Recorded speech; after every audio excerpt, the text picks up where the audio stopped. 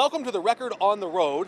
I'm Mark Maxwell at the St. Louis Board of Election Commissioners, where election officials are right now preparing for a somewhat lesser known, perhaps underreported election coming up on Tuesday, July 1st. And this small local race could play a outsized role in determining the direction of the city of St. Louis, not just in the 8th Ward, but for the entire city and Kara Spencer, the new mayor's agenda. As it turns out, the race is to replace her in her 8th Ward seat. But as we saw in some critical votes while she was on the board, that can be the deciding vote that makes or breaks an entire mayor's agenda. So we'll start off by going into the referee, the Board of Election Commissioners, who will tally the votes to see how this race might be different than ones you've seen in recent times. We're here with Election Director Ben Borgmeyer inside the Board of Elections here with Tuesday's race coming up.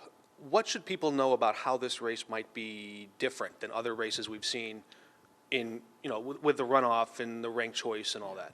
So there's no primary, there's no election other than the election to elect the alderman. So one shot. As far as that, that's kind of really the only difference. So it's kind of like a general election, just one election. And so, a lot of candidates on the ballot. Yeah. It's a one and done. One and done. You have to make one choice on the ballot. And how about the partisan breakdown? Because the city is technically nonpartisan anymore. Correct. But what if there were a number of different candidates running in this one-off that were from a number of different parties? Would the voters have any way to know that? I mean, so it just like in the general election, as far as the ballot, there's no party designation on the ballot. So if someone identifies as a Democrat, even though they do so, that won't appear on the ballot. So there's no real change in that. So I guess the only way, however voters get information as far as who the candidate identifies with, the party they identify with, it's really nothing's changed there. The 8th Ward has historically voted in somewhat high turnout compared to other wards in the city. What's your message to any voters who might be on the fence, think about staying home? Why should this race matter to them? Well, all races matter. I mean, in reality, as far as whether you vote or whether you show a protest ballot with nothing on it, I mean, everyone should vote, and we try to make it accessible as possible. We have opened up 6 polls for this election, including our own election board, and that's a large number considering the 14,000 voters is the size of the ward. So we're trying to give everyone an opportunity to vote. And also, the shape of the ward is kind of strange. I mean, it's very narrow and very long. And so there's actually polls that are open just on the fringes of the ward, even outside the ward, just to give voters access to polling places. And so we're trying to make it as accessible as possible. Polls are open from 6 to 7 on election day. We're open here up until the end of the early voting period. We're open this Saturday. So voters should take opportunity of that and vote. All right, good luck. Thanks for your time. We're here with Shedrick Kelly, who you might know as NATO Khalif, also running here in the 8th Ward. It's good to see you in person. What is the most important issue voters care about in electing an alderman to the 8th Ward? Right now, one of the biggest issues is speeding. Traffic calming has been a big issue right here on Gravelway as well as Broadway. We have seen a large amount of speeding, and it's come to a fever pitch, and people want something done about it right away. And those automatic traffic enforcement cameras are already on the way, so perhaps there's a potential solution in the offings there. Are there other issues that are important to you? I think of one that came to mind. It was a make-or-break issue when Kara Spencer was in the board. It came down to alternative housing options, shelter for people who didn't have a place to sleep at night, and she was a present vote. Had she voted for it, that might have expanded shelter options, perhaps. How would you vote on an issue like that might bring homeless shelters into the 8th Ward? I am completely for homeless shelters. I think that it's actually grown that was actually my next topic I was going to speak on. It's become another sore point and something that the people have talked about and feel like they have not gotten answers for. There's a lot of players involved. I've been talking to the churches over here, Trinity, as well as the church up the street here that used to do some of the services, but they kind of separated from the unhoused services that they were doing, and they built a shelter just over here in the more industrial area. But since then, they've moved to North City. And so I think a recent report showed that actively right now, there's about 1,500 people or so that are unhoused in the city of St. Louis, and that number will only increase, of course, with the tornado recently and things like that. And so shoring up and helping our unhoused population has got to be a priority. You mentioned North City and the tornado. We know there's the Rams money. There's $100 million in state money coming to recovery and relief efforts for the tornado. There's the leftover ARPA money, that is some of it being steered to North City. How do you balance the responsibility to represent the members of the 8th Ward and the long-standing needs in North City. There's this big tug of war over redirecting money to disinvested areas. I don't know that many people would point to the 8th Ward as a disinvested area. So how do you do both? Well, first of all, it's an all St. Louis thing. You know, if you want St. Louis to succeed, you have to include all parts. The 8th Ward understands that, and I've been talking to a lot of interested and knowledgeable voters in this area, who I like to call my neighbors, and they are also concerned about North City. We know that for North City to thrive means St. Louis thrives. And so what we have to focus on is getting people back to normal living conditions as far as like you said, disinvested communities, but we also have to make sure they even have a home, somewhere they can sleep, somewhere they can go to grocery shop. We have food deserts in the North City area. And so when you look at that, a lot of the crime, I'll give you an example. So when we talk about things in the St. Louis City, I was at the neighborhood association meeting for LaSalle Park, and one of the things they said was, oh, a lot of our crime and issues and things like that are from people that are not from this area. And I was like, well, you're trying to, blame it on people. And they're like, no, we're not blaming it. This is the actual police statistics and the data. And I'm like, well, if that's the case, what do you think is going to happen now? Is it going to get better or worse? And so the thing is, I want to help. I want to make sure that all sides of St. Louis are better and are doing better and thriving. You might be the most well-known name on the ballot because you've run for this seat against Jack Coder. You've run for this seat against Kara Spencer. Now she's mayor. You're running to replace her. So I think some voters might want to know, what is your relationship with Kara Spencer? Right now, it's one of a neighbor. It's nothing contentious. It's nothing bad. There's no bad blood or anything like that. I have nothing against her. I actually applaud her efforts in trying to help in the city that's been hit by this devastating tornado.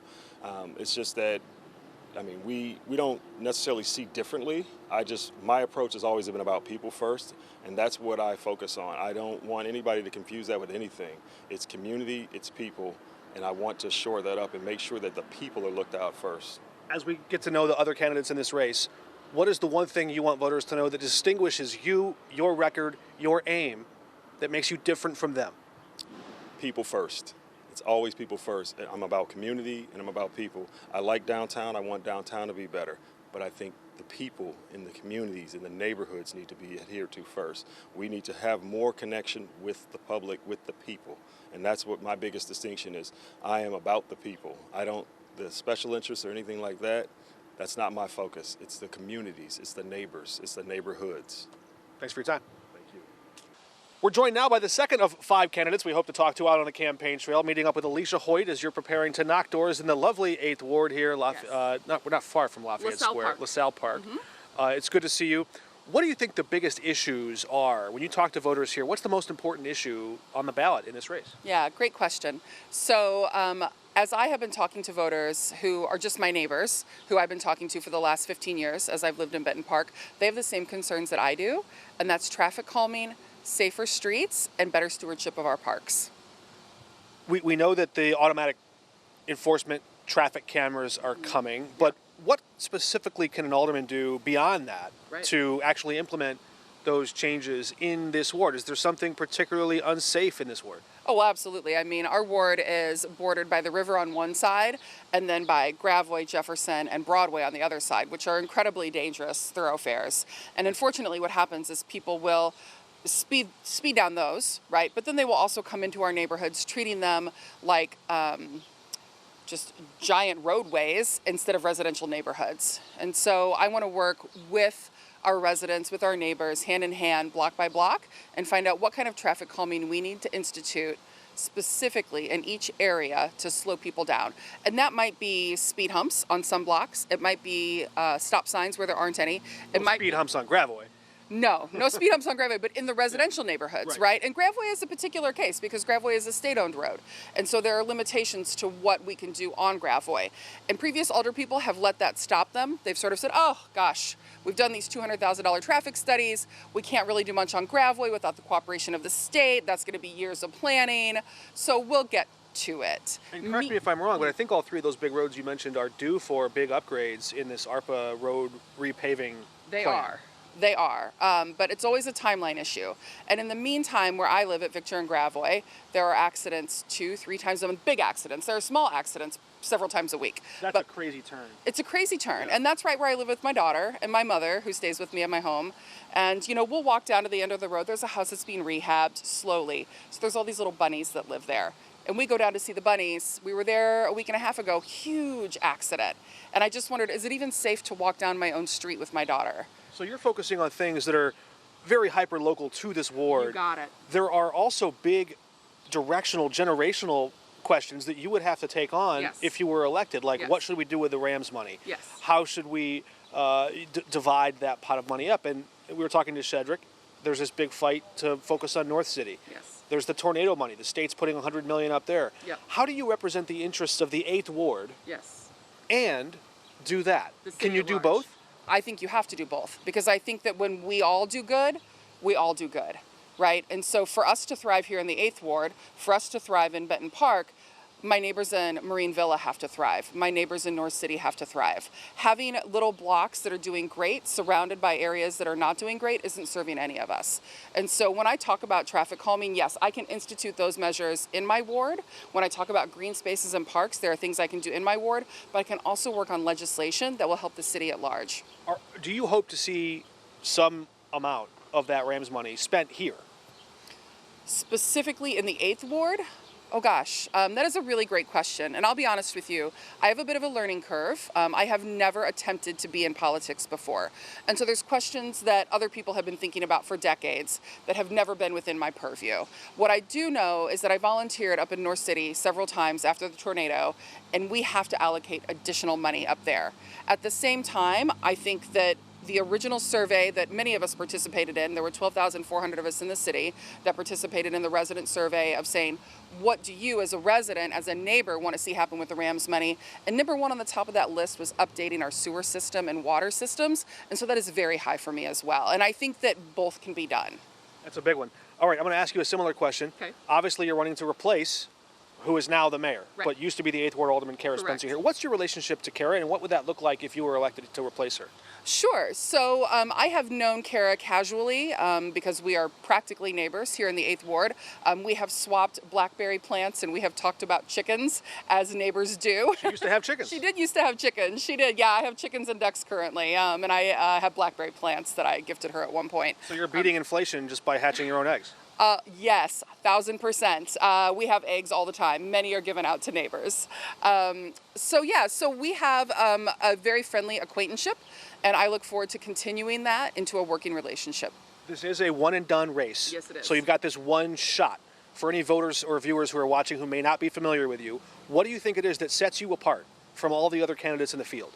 Yeah, I love that question because I think that by virtue of me being a small business owner, a mom in the neighborhood, a resident of 15 years in the neighborhood, and simply a person who has been active in organizing causes for our community for decades, I'm not interested in the politics of it. And I'm not naive enough to think that the politics aren't going to play a part. Obviously they do, right? But I want to work directly hand in hand with my neighbors, making decisions with their input. And what I don't have to do, I don't owe anybody any favors. I don't have big donors. I don't have PACs spending tens of thousands of dollars sending out mailers for me, right? That hurts, doesn't it? No, I don't think so. I think that Full means name recognition, it's harder for you. that's okay. I don't mind working hard. I am happy. I've worked hard my whole life. My family is a work hard family. We're very deeply rooted in Missouri. And I am happy to do the work and knock on the doors and meet my neighbors and do that hand in hand. I would so much rather do that than owe favors to giant corporations and PACs, because when I get into this job, I want to work for our kids and our families and our small businesses, not for giant corporations who are writing checks. Well, thanks for giving our viewers a sense of who you are, what you're about. Sure. Thanks for having me. That brings us to candidate number 3, Jim Dallas, running here in the heart of the 8th Ward. It's good to meet you. As we talk to all these candidates, we're getting a different feel for the future of the city and the issues of this ward. I'm hearing things like traffic safety and safety at large are big issues. Yes. What are the biggest issues in your mind in the 8th Ward? Traffic and safety come to mind immediately. We've got a lot of street racing that goes on up and down 7th and Broadway. I know Gravois gets some of it, so a lot of that ties into street racing, just pedestrian crossing over Gravois especially. It's a very wide street. There's very few places to cross safely. And so certainly traffic and safety come to mind. What is the answer there? Is it smarter social design? Is it tougher law enforcement? What's the answer? I think it's part of the two. It's more policemen who are patrolling the areas and keeping track of people who are speeding, people who have expired tags on their cars, just to let them know that the police are out there and watching. And then also certainly the infrastructure of the roads themselves. Things can be done to help alleviate the unsafety. and there is some of that work already underway or in the works. On the expired tags, if you're elected, your predecessor, now Mayor Kara Spencer, supported the bill, sponsored a bill that would impound and tow cars that had expired tags. With all the troubles at the tow lot and questions around, the ethics and how that is run, would you feel comfortable supporting, sponsoring, passing a bill like that? I think I would support basically reinforcing what the rules are, that there's very little enforcement of expired tags going on. At least that's the impression by myself and by talking to our neighbors. So yeah, to the extent that people are not renewing their tags, which impacts budget, and it just gives a general sense of lawlessness that's being tolerated. And if anybody is hearing the background noises here with the lawn care happening, and this is just part of the record on the road. We come out to the neighborhood, we hear some of these background noises, that's fine. The audience learns to live with it a little bit. But it's part of being out here on the campaign trail. Okay, so give us a sense of your relationship with Kara Spencer, and what would that relationship look like if you were elected to replace her? Do you hope to carry on her direction in the 8th Ward, or would you make any changes from how she has represented this part of town? I have a very good relationship with Kara.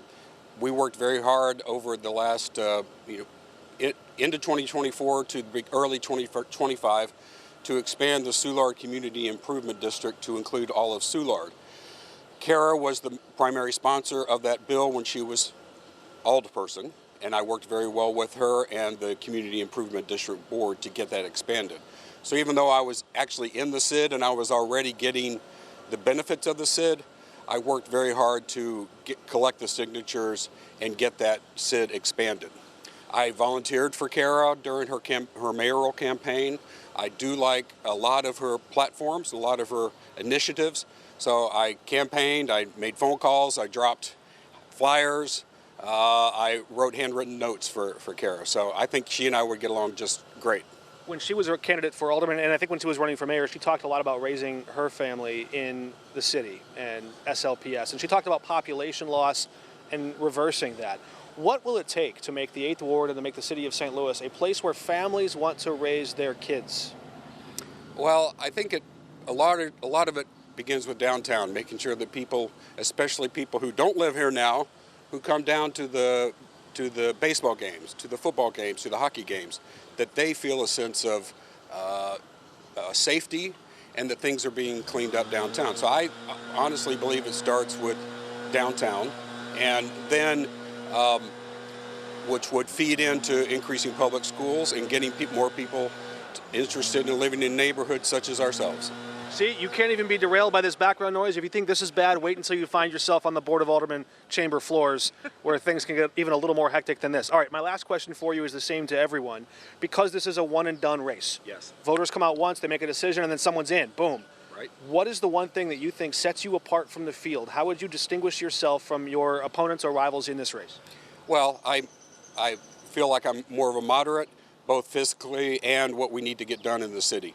I do want to get back to the issues that people see every day on the street, the potholes, the crime, the gun violence. I want to address that first. As an ex-business professional, I know I can work with Mayor Spencer and downtown professionals to help build up and clean up downtown. You said a moderate. I just have to follow up. This is technically a nonpartisan race. Do you belong to a party? I am a Democrat, but I guess if I were to rank on my scale of being a Democrat, it would be more to the moderate more than to the left. All right, Jim Dallas, thank you for your time. All right, thank you.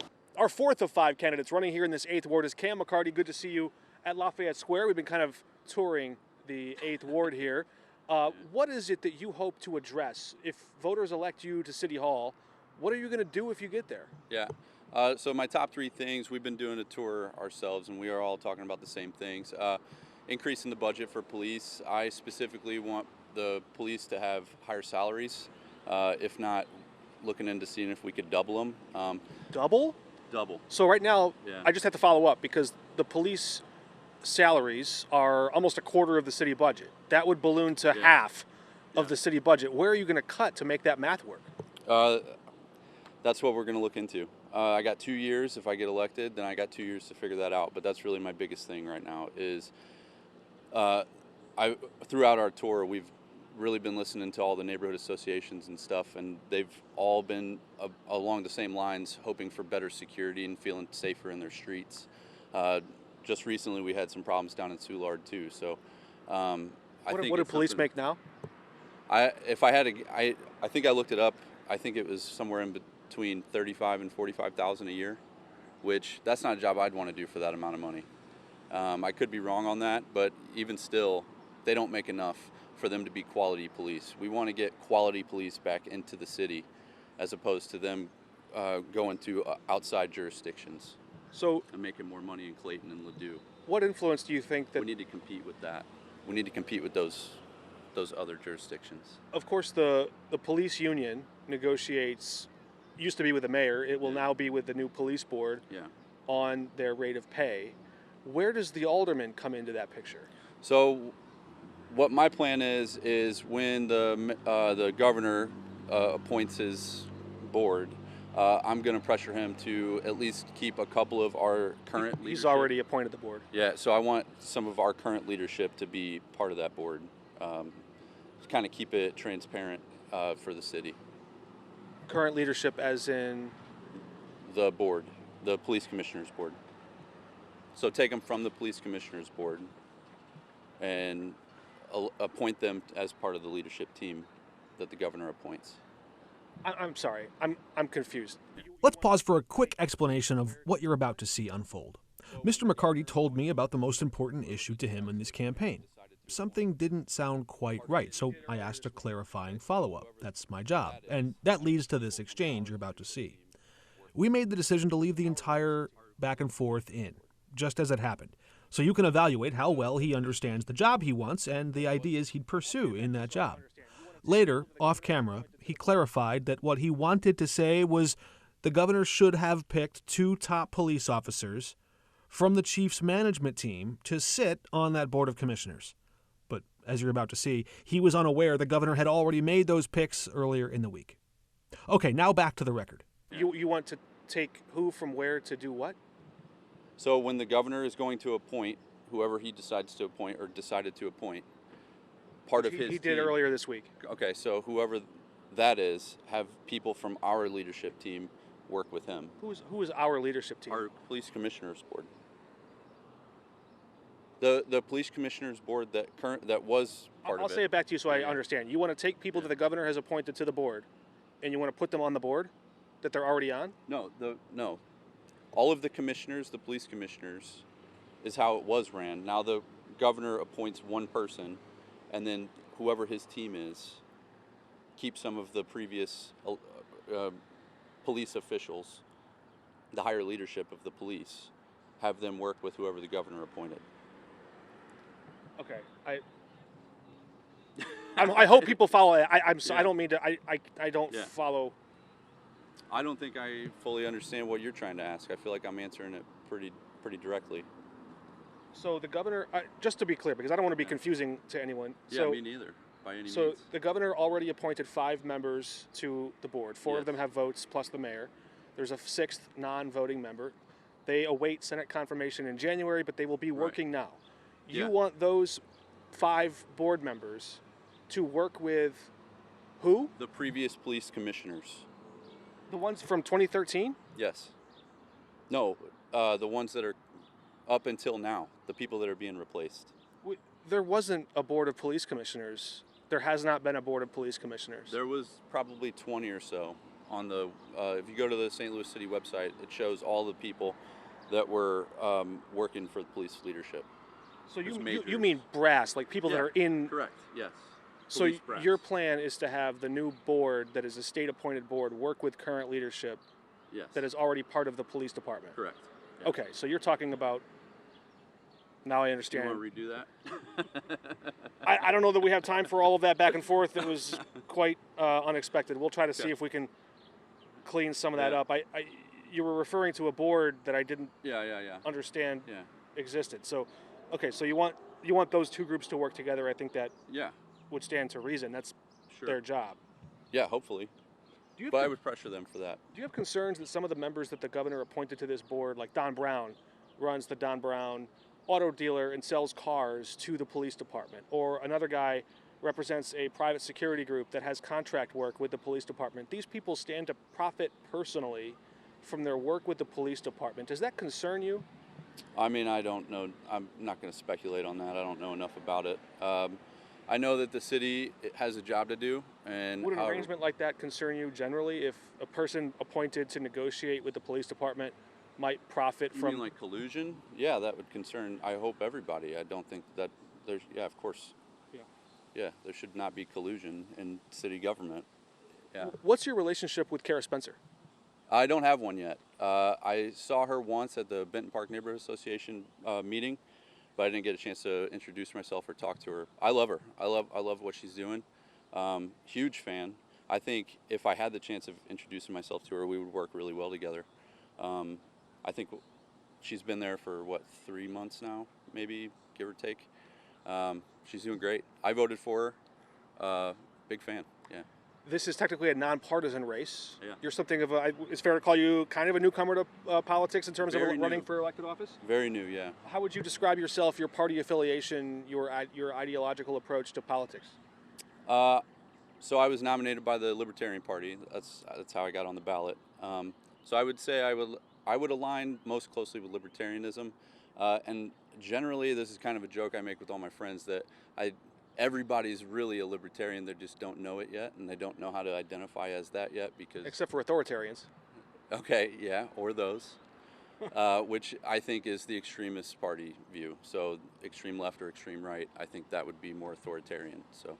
I got you. So this is a one and done election. You get Yeah. one shot. There's no approval and primary and runoff, and then you get to whittle your way through. So you've got one crack at this. So I've been asking everybody the same question.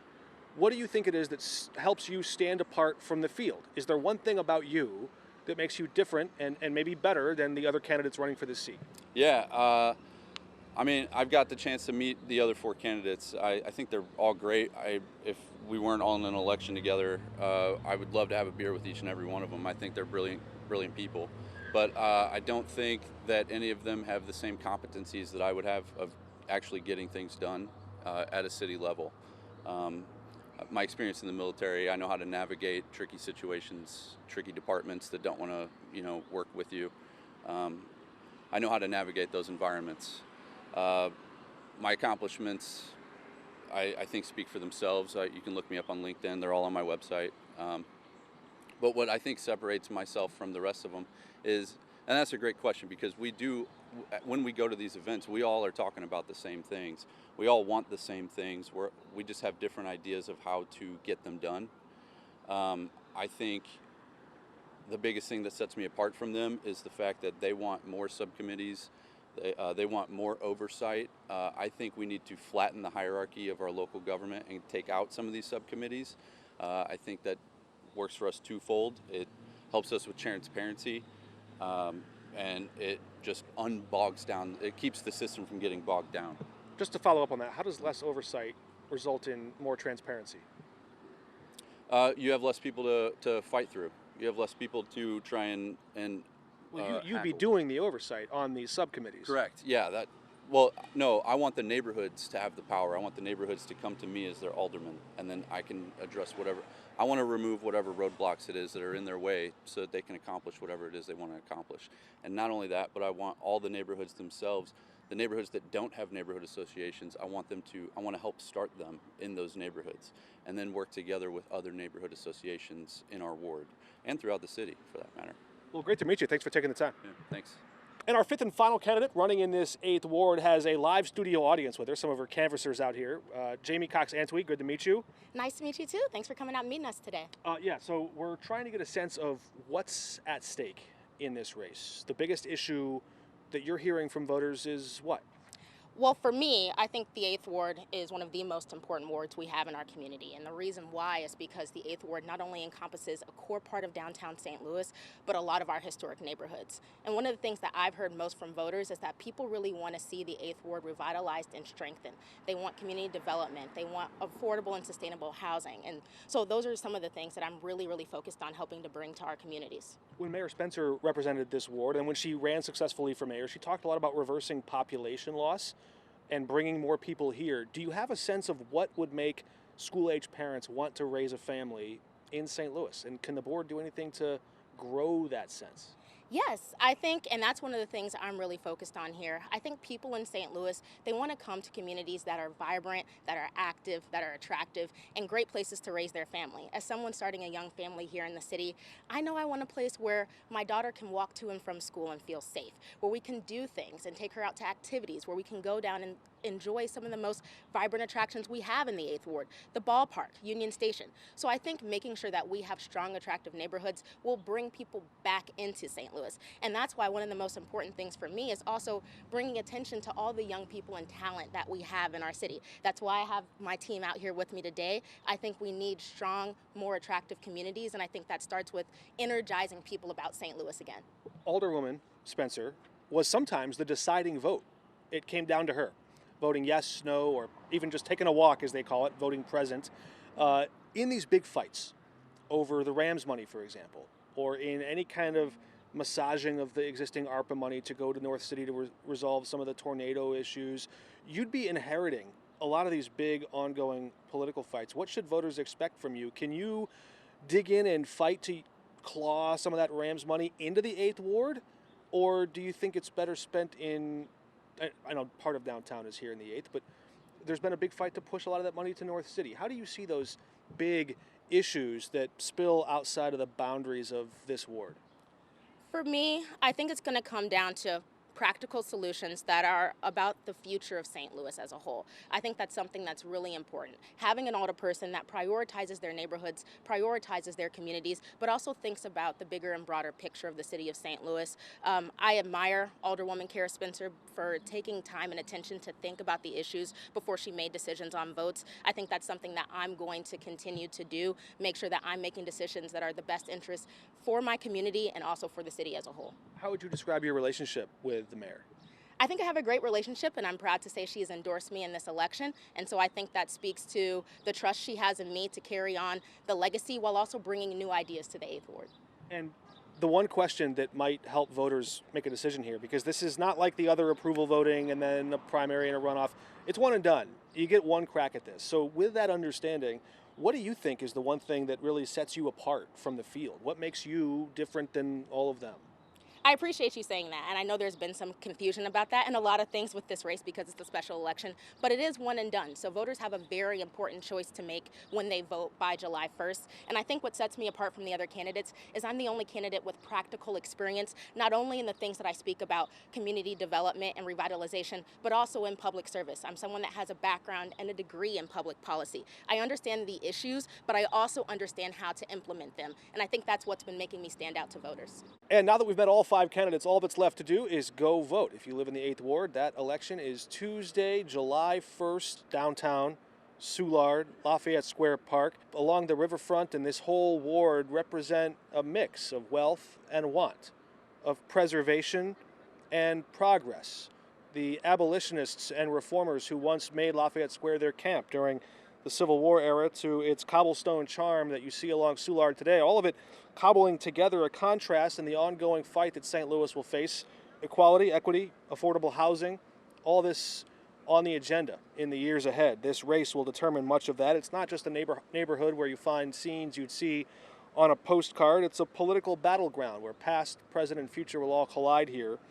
Voters heading to the polls Tuesday, they're not just picking a person, they'll pick a vision. One of justice, one of balance, and ultimately to decide who gets to call this city home. Until next time, we're off the record.